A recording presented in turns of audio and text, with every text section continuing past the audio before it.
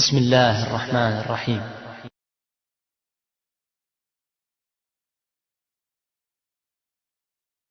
خواب کی تعبیر کے حوالے سے یاد رکھیں کہ اپنا خواب ایسے شخص کو بیان نہ کریں جو ہر بات میں خواہ مخواہ اپنی رائے کا اظہار کرتا ہو یا مذاق اڑاتا ہو۔ اس کا خواب کی تعبیر پر اثر پڑے گا، اور برا خواب تو بالکل بھی بیان نہ کریں۔ اگر آپ کسی خواب کی تعبیر جاننا چاہتے ہیں تو کمنٹس میں لکھیں۔ آگے بڑھنے سے پہلے اس ویڈیو کو لائک کریں، ہمارے چینل کو ضرور سبسکرائب کریں اور بیل آئیکن پر ضرور کلک کریں، اور ان ویڈیوز کو زیادہ سے زیادہ شیئر کریں۔ دلہن بیاہ کر گھر لانا۔ حضرت ابن سیرین رحمۃ اللہ علیہ نے فرمایا ہے، اگر کوئی خواب میں دیکھے کہ اس نے دلہن بیاہی ہے اور دلہن کو گھر میں لایا ہے تو دلیل ہے کہ بزرگی پائے گا، اور جو چیز اس کی ملکیت نہیں ہے وہ اس کی ملک ہو جائے گی۔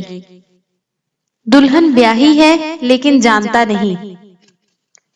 حضرت ابن سیرین رحمۃ اللہ علیہ نے فرمایا ہے، اگر کوئی خواب میں دیکھے کہ اس نے دلہن بیاہی ہے لیکن اس کو نہیں دیکھا ہے اور اس کا نام نہیں جانتا ہے، دلیل ہے کہ مرے گا یا مارا جائے گا۔